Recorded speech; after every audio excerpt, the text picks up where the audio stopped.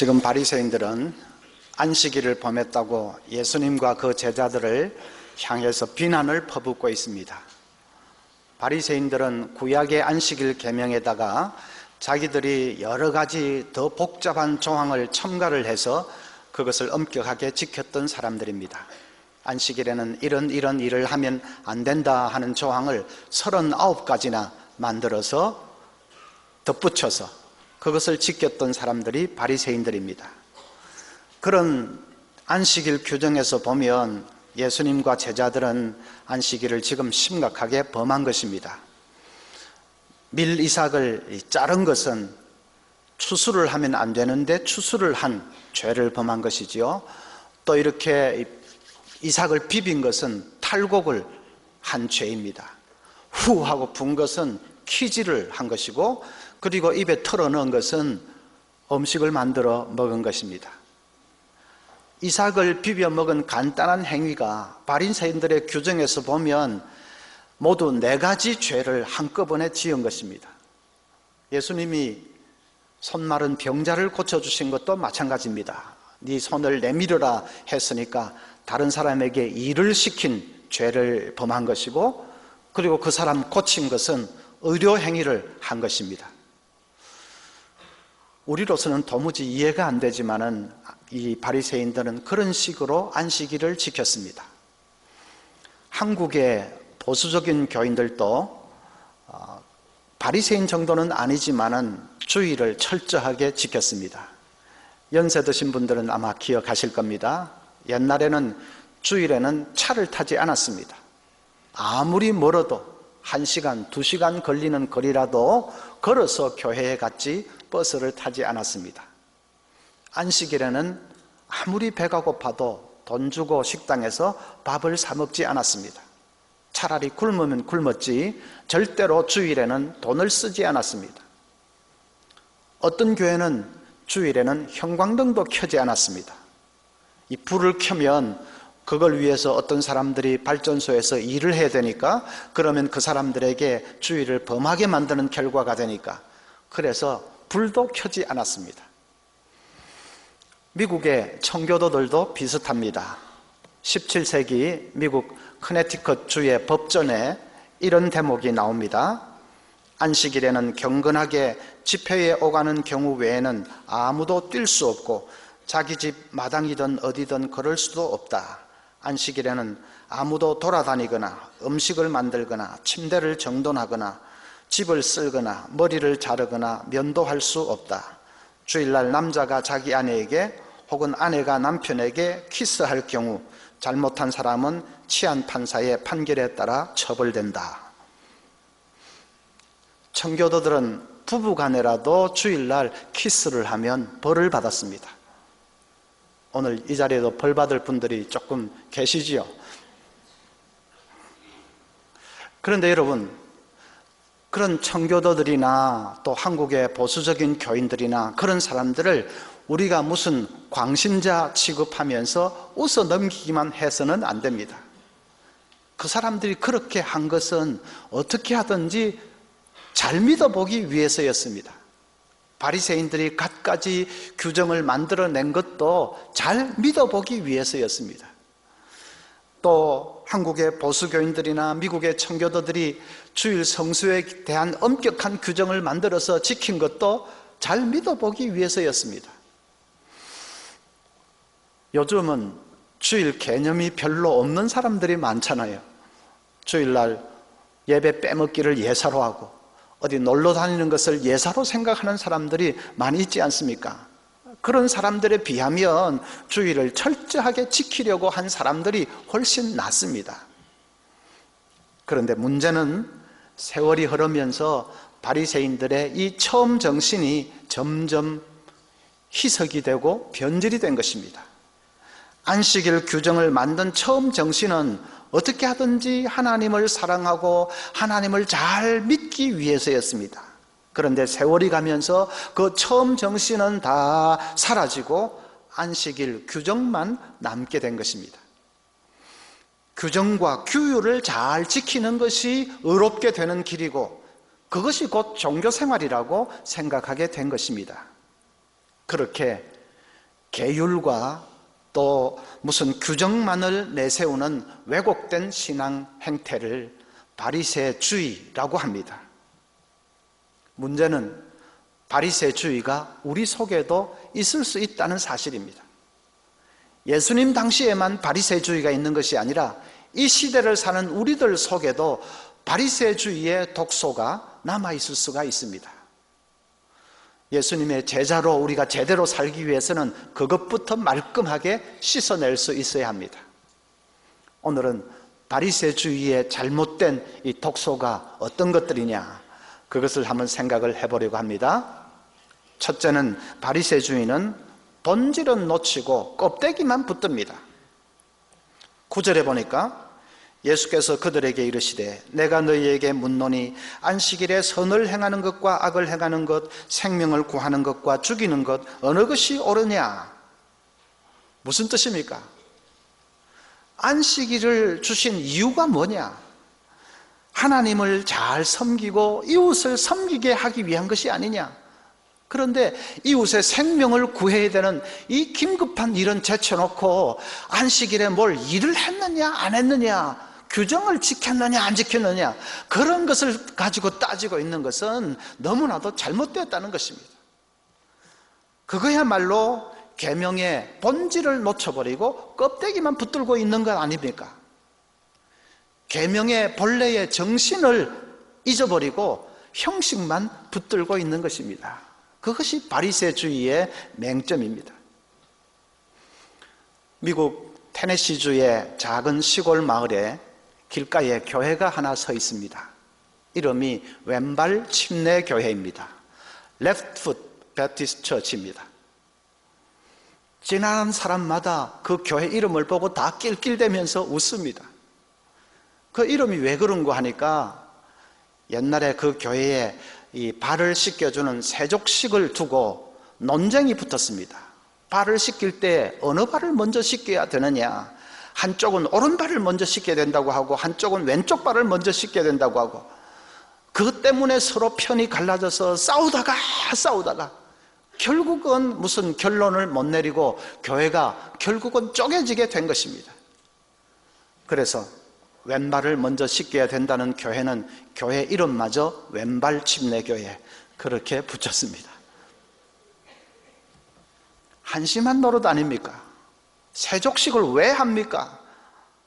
서로 겸손히 섬기고 사랑하게 하기 위해서 그것의 어떤 그 상징적인 의식으로 발을 씻겨주는 세족식을 하지 않습니까? 그런데 그 세족식을 하면서 서로 섬기고 사랑하기는커녕 그것 때문에 왼발이냐 오른발이냐 그래가지고 서로 싸우고 결국은 교회가 쪼개지기까지 한다면 그야말로 본질을 다 놓쳐버리고 껍데기만 붙들고 싸우는 꼴 아니겠습니까? 전형적인 바리새주의지요. 본질을 잃어버리면 안 됩니다. 본질이 무엇인지를 늘 생각해야 합니다. 신앙생활 할 때에 이런 무슨 일을 할 때마다 이게 본래의 정신이 무엇이었는지, 본질이 무엇이었는지 그것을 늘 생각해야 됩니다. 그래서 그 본질로 돌아가려고 애를 써야 합니다. 그것이 개혁입니다. 타락은 다른 게 아니라 본질은 다 놓쳐버리고 정신은 다 잊어버리고 그냥 껍데기 형식만 붙들고 그 신앙생활을 하는 것인 줄 알고 있는 그것이 타락이지요. 그래서 그 자리를 떨쳐버리고 본질로 돌아가려는 그런 몸부림을 치는 것이 그것이 개혁입니다. 우리 교회는 큰 일이든 작은 일이든 늘 개혁을 향해서 나아갈 수 있기를 바랍니다. 둘째로 바리새주의는 포용보다는 비판하는 데 급급합니다. 오늘 말씀에도 보십시오. 제자들은 배가 고파서 정신을 못 차리고 있는데 바리새인들은 거기에 대해서는 일말의 동정심도 없습니다. 손 마른 그 불쌍한 병자에 대해서 손톱만큼도 연민의 정을 느끼지 않습니다. 그들의 관심사는 오직 규정을 지켰느냐 못 지켰느냐, 안식일인데 일을 했느냐 안 했느냐 그것만 따지고 있습니다. 그래서 규정을 지키지 못했으면 그 다음부터는 사정없이 손가락질을 합니다. 바리새인들은 비난과 정죄하는 데 선수들입니다. 문제는 오늘날도 소위 잘 믿는다고 하는 사람들이 그런 잘못에 빠지기 쉽다는 것입니다. 미국의 복음주의자들은 말씀대로 잘 믿는 사람들이죠. 그런데 그 중에서 과격한 사람들은 무슨 동성애자들 집회를 하면 거기 몰려가서 가진 욕설을 퍼붓습니다. 사탄아 물러가라 하고, 너희 놈들은 이 지상에서 사라져라 하고 욕설을 퍼붓습니다. 어떤 사람은 피켓을 막 흔들어대면서 에이즈나 걸려 죽으라 하고 저주를 퍼붓습니다. 어떤 병원에서 낙태 시술을 한다 그러면 몰려가서 데모를 합니다. 의사가 태아를 죽인다고 그냥 분을 참지 못해서 총질을 하는 사람도 있습니다. 실제로 몇 년 전에 낙태 수술하던 의사가 총에 맞아 죽은 일이 있지요. 동성애, 낙태, 분명히 성경이 금하고 있는 죄입니다. 잘못된 일입니다. 그러나 그렇게 하는 사람들을 향해서 그렇게 저주하고 또 욕설을 퍼붓고 하는 것은 그건 예수님의 마음은 아닙니다. 죄는 밉지만 죄인은 불쌍히 여길 수 있어야 합니다. 누가복음 19장 41절 보면 가까이 오사 성을 보시고 우시며 했습니다. 예루살렘 성을 바라보시며 예수님이 뜨거운 눈물을 쏟으신 것입니다. 그 성이 어떤 성입니까? 예수님에게 무지막지하게 핍박을 다했던 성입니다. 아무리 말씀을 외쳐도 꿈쩍도 하지 않던 완고하고 완악한 성입니다. 그런데도 예수님은 그 성의 사람들이 불쌍해서 안타까워서 그냥 견딜 수 없어서 뜨거운 눈물을 쏟으시는 것입니다. 우리가 그 눈물을 배울 수 있어야 합니다. 어떤 사람들은 이 주변 사람들 다 죄인으로 만들고 혼자만 의인이 되는 사람이 있습니다. 목사님 중에도 그런 분이 계십니다. 어떤 목사님은 입만 열면 다른 목사들을 비판합니다. 다 썩었다고 합니다. 한국교회 목사들이 큰일 났다고 합니다. 그렇게 다른 목사들 다 죄인 만들어 놓고 혼자만 의인이 됩니다. 교인들 중에도 그런 사람이 있습니다. 어떤 모임이든지 그 사람이 들어갔다 하면 주변 사람들 다 죄인 되는 거고, 그리고 혼자 의인이 됩니다. 예를 들면 교회 마당에 주보가 떨어져 있는데 그걸 주우면서 아이 주보를 이렇게 떨어뜨리면 어떡해 하고 소리를 지릅니다. 그러면 떨어뜨린 사람은 떨어뜨려서 미안하고, 그거 보고 죽지 않은 사람은 죽지 않아서 미안하고, 그렇게 다 죄인 만들어 놓고 혼자 의인이 됩니다. 그럴 때 아무 말 없이 조용히 주보를 주울 수 있다면 얼마나 좋겠습니까? 사람들 다 살리는 것 아닙니까? 중세의 성자 프란체스코에 얽힌 일화 가운데 이런 얘기가 있습니다. 한 번은 프란체스코가 제자들과 함께 금식을 하고 있었습니다. 그런데 길을 가는데 제자 하나가 아마 배가 고파서 제 정신이 아니었던 모양입니다. 거리에 죽 파는 가게를 보고는 달려가서 그냥 죽을 몇 숟가락 퍼먹고 말았습니다. 그걸 목격한 제자들이 전부 싸늘한 시선으로 바라봅니다. 너는 이제 파문이다. 너는 끝났어. 그러고 있습니다. 분위기가 싸늘해졌습니다. 그런데 프란체스코가 어떻게 했는지 아십니까? 뚜벅뚜벅 그 가게로 다가가서 숟가락을 들고 자기도 죽을 퍼먹었습니다. 제자들이 입이 딱 벌어졌습니다. 스승님이 계율을 깨트리다니 어떻게 저럴 수가 있느냐?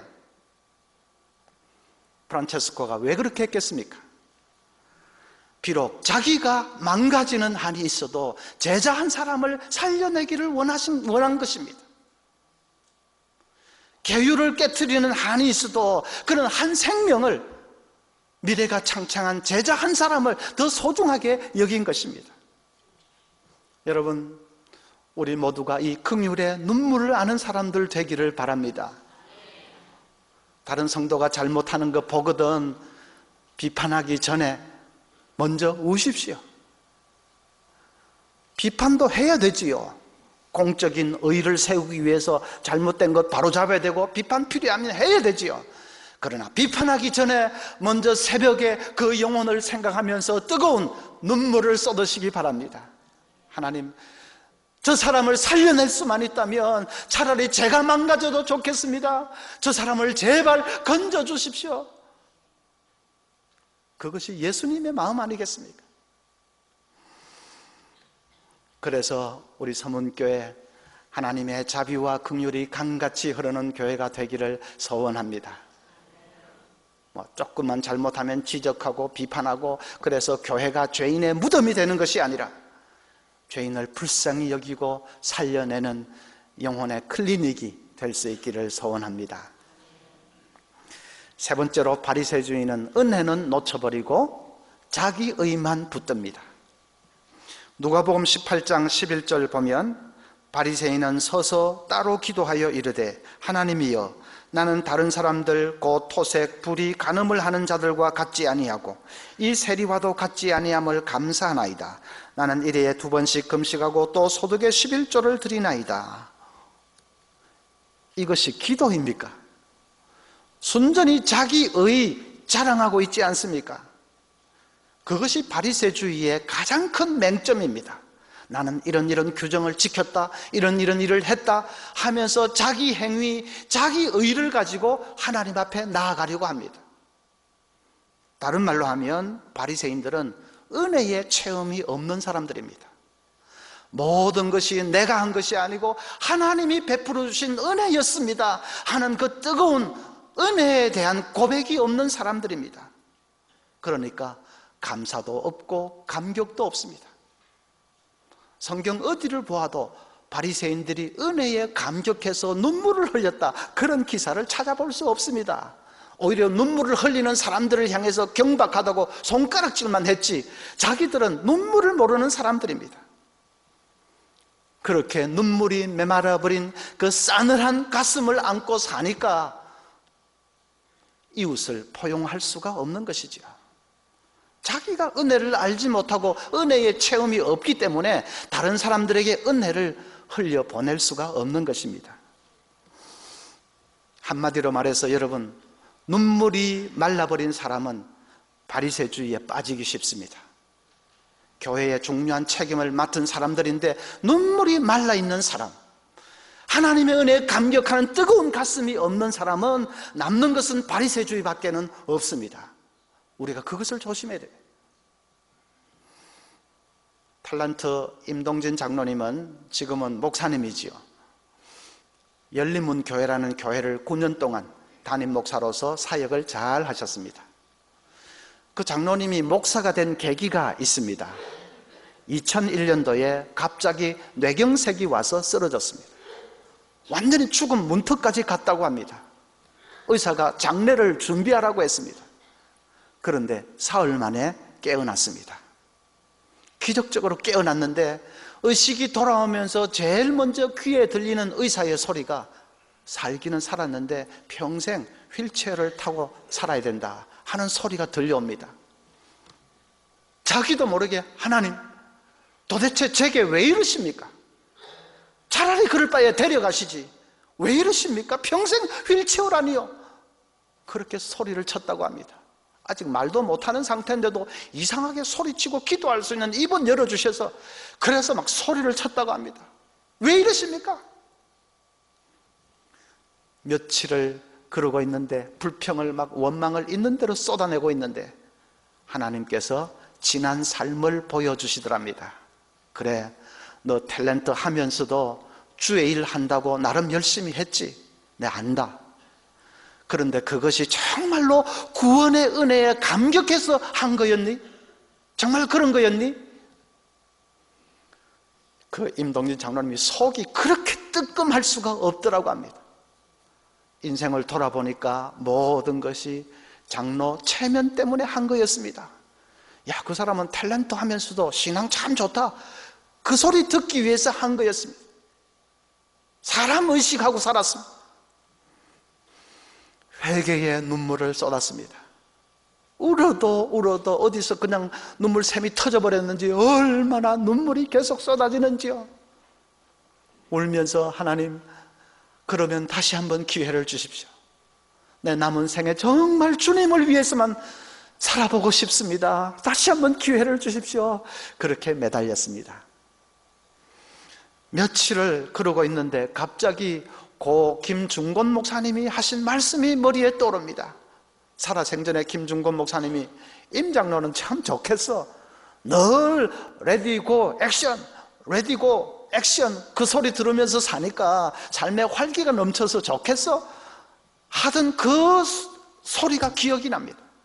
그리고 갑자기 그 소리가 하나님의 음성으로 들리는 것이 아니겠습니까? 하나님께서 레디고 액션, 레디고 액션 그러시는 것 같습니다.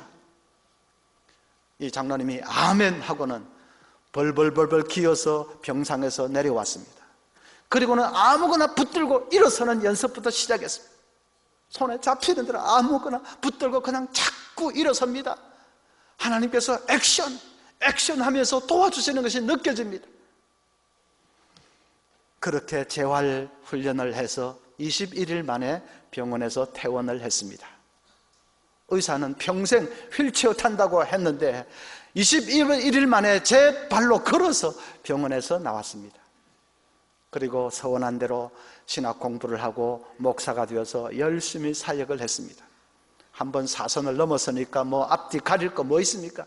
열심히 사역을 하는데 그 목사님 사역을 통해서 밑바닥 인생들이 많이 주님께로 돌아왔습니다. 올해 70세가 되어서 이제 정년 은퇴를 했습니다. 교인들이 목사님 왜 은퇴식 안 하십니까? 은퇴식 안 한다고 서운해서 야단인데 그 임 목사님은 예수님이 성경에 은퇴식 하는 거 봤냐?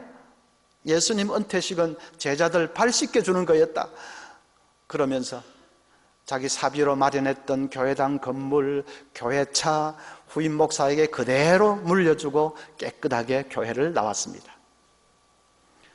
그 목사님이 지난 생을 돌아보면 정말로 모든 것이 은혜 아닌 것이 없었다고 고백을 하셨습니다. 병이 난 것도 은혜였습니다. 자기를 새롭게 변화시키기 위한 하나님의 은혜였습니다. 병 나은 것도 하나님의 기적의 역사 은혜였습니다. 목회사역을 한 것도 은혜였습니다. 그래서 뭐 은퇴시키고 뭐고 다 베풀어 주신 것이 하나님의 은혜인데 은혜에 감격하면서 남은 삶은 이제 인생 제3막을 열려고 한다 그렇게 간증을 했습니다. 저도 한 번씩 그 은혜를 체험하면서 삽니다. 췌장에 조그만 종양이 하나 있습니다. 다행히 양성이라서 지금까지 큰 문제는 없이 지내고 있습니다. 그런데 아무리 양성이라도 이게 사이즈가 자꾸 커지면 결국은 수술을 해야 되고 수술하면 다른 것도 다 잘라내야 되니까 여러 가지 부작용이 있다 의사가 그랬습니다. 그래서 사이즈가 어떻게 되는지 1년에 한 번씩 이제 CT 촬영을 하면서 추적을 하고 있습니다. 의사가 촬영한 사진을 보면서 사이즈가 그대로네요 할 때마다 저는 눈물이 핑 돕니다. 아이고 살았다 그래서가 아니라 하나님께서 이 보잘것없는 것을 이렇게 붙들어 주십니까? 하나님의 손길이 너무나도 생생해서 그래서 눈물이 납니다. 우리 천국 백성들은 늘 은혜에 감격하면서 사는 사람들입니다. 고난을 당해도 신뢰를 당해도 그 속에 하나님의 뜻이 있는 것을 믿기 때문에 늘 뜨거운 마음으로 은혜, 하나님의 은혜를 고백하며 감격하면서 사는 사람들입니다. 그리고 그 뜨거운 이 고백만 있다면 현실의 삶이 아무리 힘들어도 넉넉히 헤쳐나갈 수 있습니다. 과거의 은혜로 붙들어 주셨던 하나님, 미래에도 함께 해주실 것을 믿기 때문에 예수님이 디베랴 바닷가에서 이 베드로를 만나서 물으신 말씀이 있지 않습니까? 시몬아, 네가 나를 사랑하느냐? 왜 베드로야 하지 않고 시몬아 하셨을까요? 시몬은 베드로의 옛날 이름 아닙니까? 지금 이름이 있는데 왜 옛날 이름을 부르셨을까요? 그것은 베드로에게 지난날 주님을 처음 만났을 때의 그 은혜와 감격을 회복시키기 위해서입니다. 지난날 받았던 은혜, 지난날 받았던 그 뜨거운 구원의 감격, 그것을 다시금 불일 듯이 되살리기 위해서 우리 주님께서 베드로야 하지 않고 시몬아, 네가 나를 사랑하느냐 물으셨습니다. 여러분, 우리 모두가 이 감사와 감격을 회복할 수 있기를 바랍니다. 사업이 잘 되고 못 되고 몸이 건강하고 병들고 그런 것이 문제가 아닙니다. 정말로 주님을 만났을 때 그 처음 사랑, 그 처음에 뜨거운 은혜, 그것을 회복할 수만 있다면 여러분, 현실의 삶은 어떠하든지 그건 아무 염려할 필요가 없습니다. 우리는 은혜의 사슬에 매여서 나아가는 사람이기 때문에 그렇습니다. 천국은 눈물로 젖은 눈으로만 볼 수 있다는 것을 여러분 잊어버리지를 마시기 바랍니다. 그래서 우리 서문교회 정말로 은혜가 충만한 교회가 되어서 긍휼의 가슴으로 모든 사람들을 포용하고 안을 수 있는 그런 교회 될 수 있기를 간절히 소원합니다.